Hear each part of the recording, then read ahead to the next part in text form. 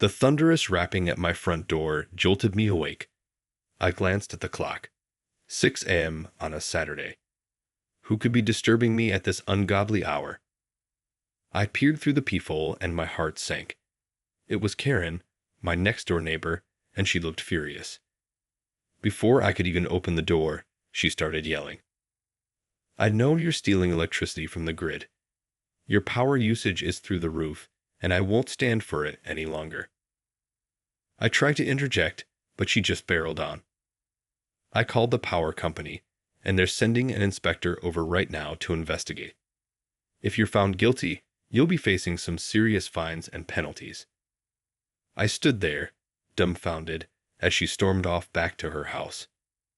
How dare she accuse me of such a thing? I had always paid my bills on time and in full. Just as I was about to close the door, a city utility van pulled up, and a middle-aged man in a hard hat approached my house. This must be the inspector Karen had called. Good morning, ma'am. I'm here to conduct an inspection on your electrical system. Your neighbor has reported some concerns about your power usage.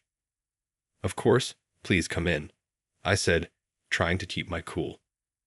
As he got to work, checking my meters and poking around my circuit breakers, I decided to see if I could reason with him. Look, I can assure you there's been some mistake. I've always paid my bills on time, and I have no reason to be stealing electricity. In fact, I'm pretty sure my cousin works for the power company. Let me give him a call. The inspector paused and looked at me skeptically. Your cousin, you say? Well, I suppose it wouldn't hurt to verify that. I quickly dialed my cousin's number and was relieved when he picked up. Hey, it's me. I've got an inspector here from the power company, and my neighbor is accusing me of stealing electricity. Could you look into this for me? There was a brief silence on the other end before my cousin responded. Oh, wow. Yeah, I can definitely help you out with that. Hold on a sec. I watched the inspector as he waited patiently, tapping his foot. After a couple of minutes, my cousin came back on the line. All right, I checked the records, and there's no indication of any suspicious activity at your address. In fact, your usage has been completely normal. I breathed a sigh of relief and turned to the inspector. See, I told you there's been a mistake. My cousin works in the billing department, and he's confirmed that everything is above board on my end. The inspector nodded slowly, a hint of embarrassment on his face. Well, I suppose that settles it then. I'll make a note in my report and let your neighbor know the results of the inspection. As he packed up his tools and headed out the door, I couldn't help but feel a sense of triumph. Karen had tried to accuse me of wrongdoing, but the facts had proven her wrong. I couldn't wait to rub it in her face. Little did I know, this was just the beginning of a drawn-out feud with my entitled neighbor. The battle for power had only just begun. As the inspector left my house, I felt a sense of vindication. Karen's accusation had been proven false, and I couldn't wait to rub it in her face. Little did I know, this was just the beginning of a long-running feud. Later that day, I decided to pay Karen a visit and confront her about the ordeal. I knocked on her door, and she answered with a scowl on her face. Well, if it isn't the power-stealing neighbor, she spat. Actually, Karen, I just wanted to let you know that the inspection cleared me of any wrongdoing. My cousin at the power company verified that my usage is completely normal, I said, trying to keep my cool. Karen's eyes narrowed, and her lips pressed into a thin line. Well, that's convenient, isn't it? I'm sure your cousin is covering for you. I don't believe it for a second. I couldn't believe her stubbornness. Come on, Karen, don't you think if I was stealing power, the inspector would have found something? You're being completely unreasonable. Unreasonable. I'm just looking out for the rest of us in this neighborhood who have to pay our fair share. If you think you can get away with freeloading, you've got another thing coming. She spat, slamming the door in my face. I stood there, dumbfounded, as the sound of the door echoed in my ears. This woman was clearly not going to let this go, no matter what the facts showed. As I walked back to my house, I couldn't help but feel a growing sense of unease. If Karen was this determined to prove me guilty, who knows what lengths she might go to. I needed to be prepared for whatever she might try next. The following week, I came home to find a notice taped to my front door. It was from the power company, informing me that my electricity had been shut off due to suspected theft. I ripped it off the door, my heart racing. "Karen, you've gone too far this time," I yelled, storming over to her house. I pounded on the door, my fist shaking with rage. When she finally answered, she had the nerve to look smug. Oh, looks like the power company took my concerns seriously after all. Maybe next time you'll think twice before trying to cheat the system. I was speechless. This woman had actually managed to get my power cut off, all because of her baseless accusations. I had to get to the bottom of this. Without wasting another second, I called my cousin again. "Hey, it's me. You're not going to believe this, but Karen has somehow got the power company to shut off my electricity. Do you have any idea what's going on?" There was a brief pause before my cousin responded, his voice laced with concern. "Yeah, I just heard about that. Apparently, Karen called the power company directly and made some pretty serious allegations against you. They had no choice but to follow up and cut your power as a precaution." I felt my blood boil. "But you told them everything was fine. How could they just take her word over ours?" I know. It's a mess. Look, let me see what I can do to get this straightened out. I'll make some calls and see if I can get your power restored as soon as possible," my cousin said, sounding apologetic. I hung up the phone, my mind racing. This was no longer just a simple disagreement with a nosy neighbor. Karen had managed to abuse the system and cause real harm to me, all because of her misguided sense of entitlement. I knew I had to fight back, but I also couldn't help but wonder what other tricks she might have up her sleeve. This war was far from over. As I sat in the dark, sweltering heat of my home, I couldn't help but feel a growing sense of outrage. Karen had managed to get my power shut off, all because of her baseless accusations and her ability to manipulate the system. I paced back and forth, trying to figure out my next move. I knew I had to fight back, but I couldn't risk escalating the situation further. After all, Karen had already proven she was willing to go to extreme lengths to prove her point. Just then, my phone rang. It was my cousin, sounding concerned. "Hey, I've been working on getting your power restored, but it's not looking good. Apparently, Karen has been in constant contact with the power company, making all sorts of claims about you." I gripped the phone tightly, my knuckles turning white. What kind of claims? How was she getting away with this? My cousin sighed heavily. "Well, she's painting you as this hardened criminal who's been stealing power for years. She's even gone so far as to say that you threatened her when she confronted you about it." "That's ridiculous," I exclaimed. "I've never threatened her, and I certainly hadn't been stealing power. This is outrageous." I know, my cousin said. "But the power company is taking her claims seriously, especially since she's been so persistent. They're saying they need to do a full investigation before they can even consider restoring your service." I felt my heart sink. This was quickly spiraling out of control, and I had no idea how to stop it. Karen had managed to turn the tables, and now I was the one being treated like the criminal. "So, what am I supposed to do in the meantime?" I asked, desperation creeping into my voice. "I can't just sit here in the dark, sweating to death." "Look, I'm going to keep pushing on my end, but you might want to consider getting a lawyer involved," my cousin said. "This is starting to feel a lot like harassment, and you need to protect yourself legally." I nodded, even though he couldn't see me. "All right, I'll look into that. In the meantime, please keep me posted on any updates. I can't let Karen get away with this." After I hung up the phone, I sat down on the edge of my bed, my head in my hands. I had never imagined that a simple disagreement with a neighbor could turn into such a nightmare. As I mulled over my options, a thought occurred to me. Maybe I could try to reason with Karen one more time, appeal to her sense of empathy. If I could just get her to understand the gravity of what she's done, maybe she'd be willing to back off. With a renewed sense of determination, I grabbed my keys and headed next door. I pounded on Karen's door, my heart racing. When she finally answered, I could see the smug look on her face. Well, if it isn't the power-stealing neighbor, she sneered. Karen, please, you have to stop this, I pleaded. You've gone too far, and now I'm the one suffering the consequences. I'm begging you, please just let this go.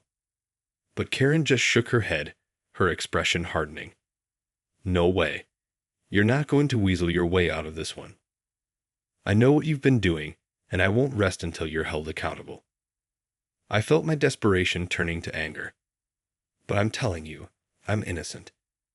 My cousin has confirmed it, and the inspector found nothing wrong. Why are you doing this? Karen's eyes narrowed, and she leaned in closer.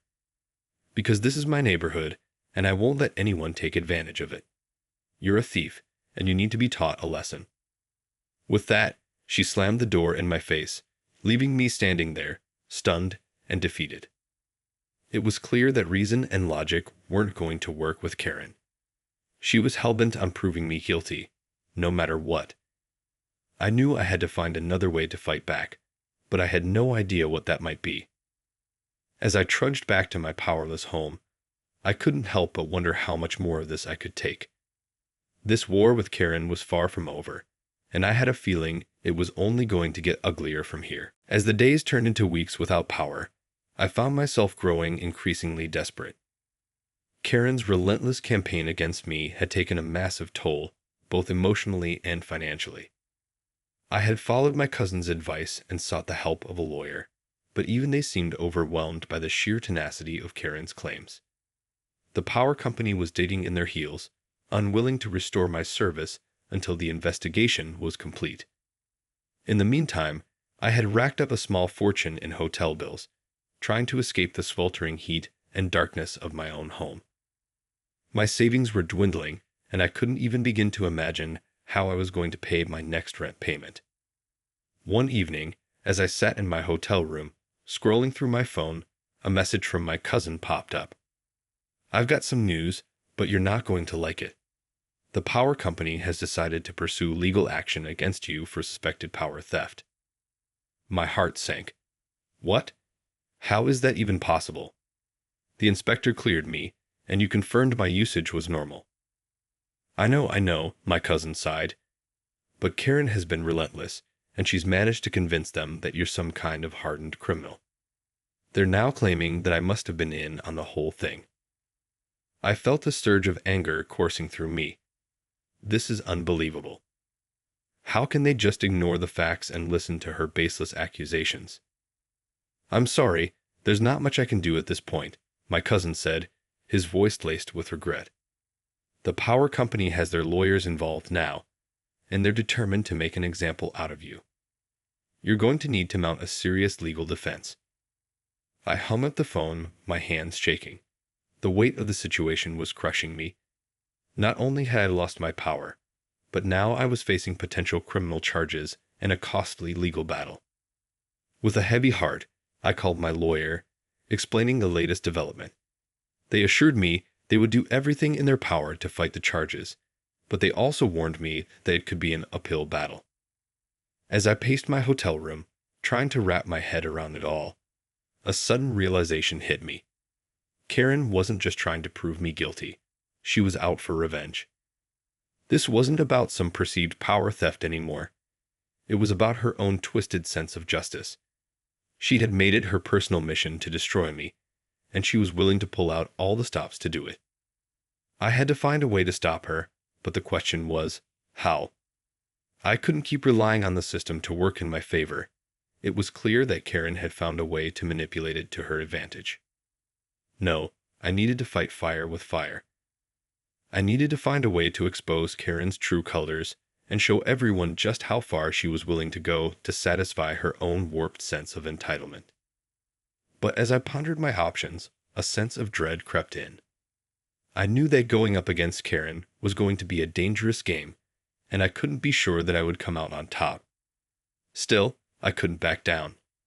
My future, my livelihood, and my very freedom were at stake. I had to be willing to take the risk, no matter the consequences. With a newfound determination, I set out to devise a plan that would finally put an end to Karen's reign of terror.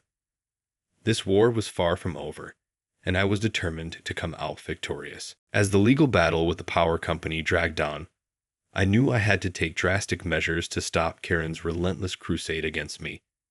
She had managed to manipulate the system to the point where I was facing potentially ruinous charges, and I couldn't let her get away with it.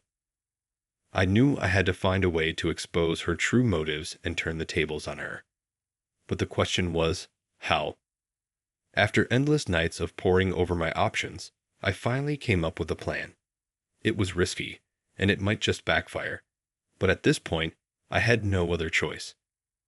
I started by meticulously documenting every interaction I had with Karen, recording her outbursts and her increasingly unhinged behavior.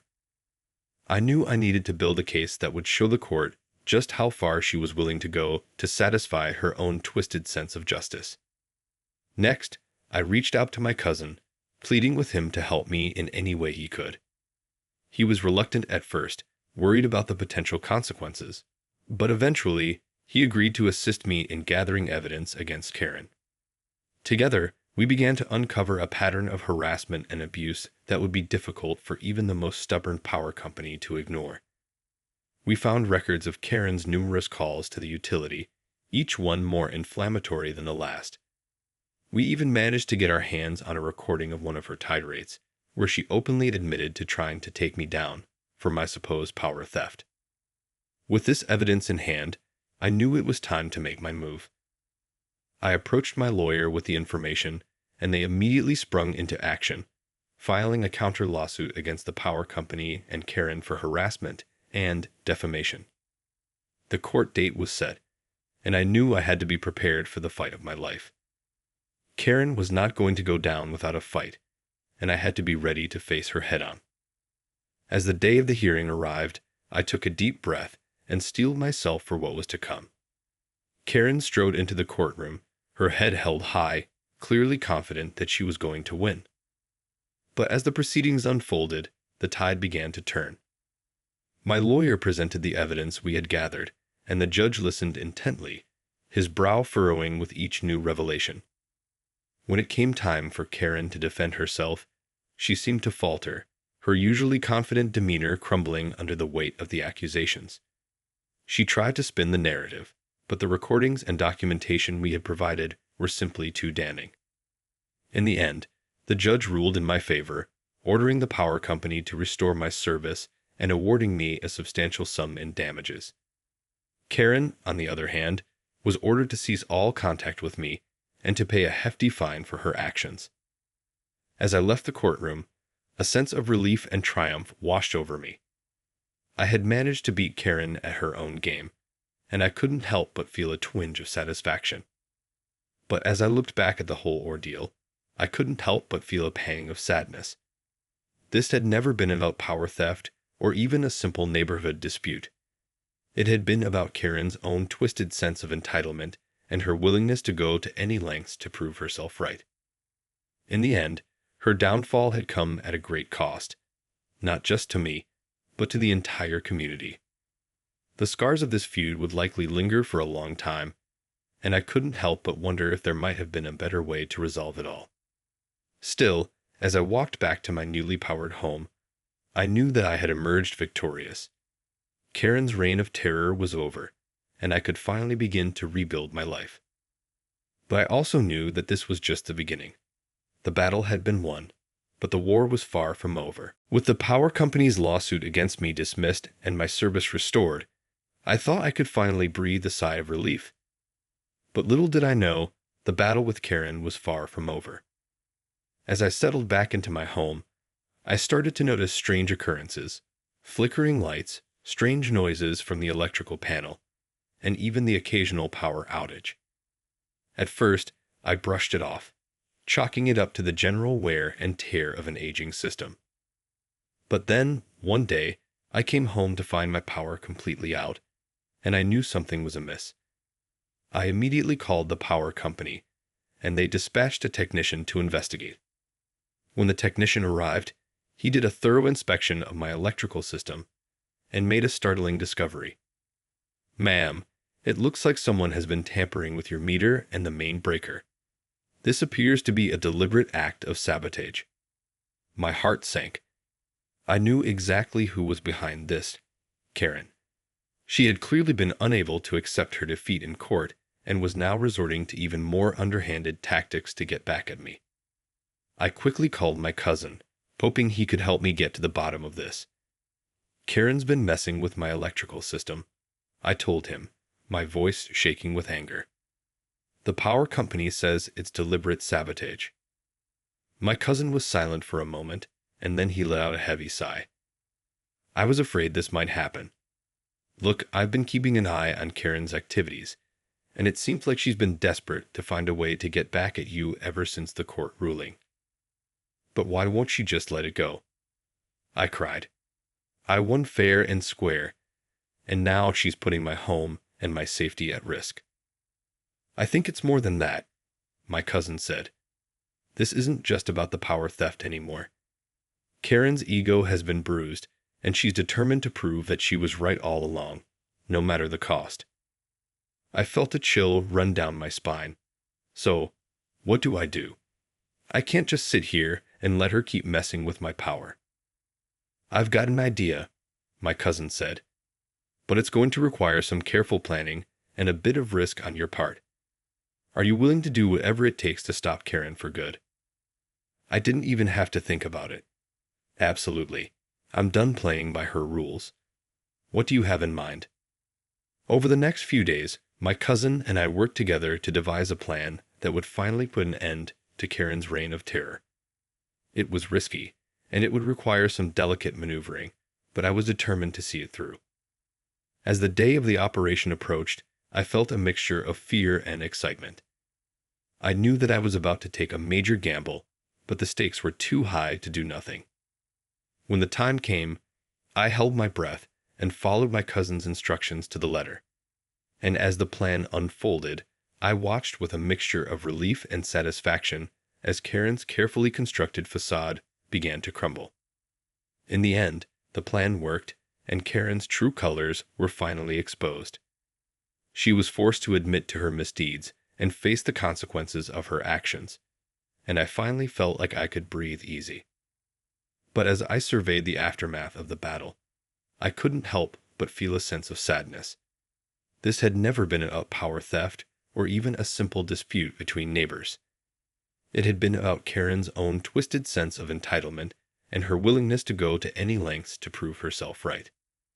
In the end, her downfall had come at a great cost, not just to me, but to the entire community. The scars of this feud would likely linger for a long time, and I couldn't help but wonder if there might have been a better way to resolve it all. Still, as I walked back into my fully powered home, I knew that I had emerged victorious. Karen's reign of terror was over, and I could finally begin to rebuild my life. But I also knew that this was just the beginning. The battle had been won, but the war was far from over. After the revelation of Karen's sabotage and her subsequent downfall, I thought I could finally put the whole ordeal behind me. But as it turns out, the aftermath of our feud was far from over. In the weeks that followed, I started to notice a subtle shift in the neighborhood's dynamics. Neighbors who had once greeted me warmly now averted their gaze or muttered under their breath as I passed by. It was clear that Karen had been busy spreading her version of the story, painting me as the villain who had callously destroyed the community's trust.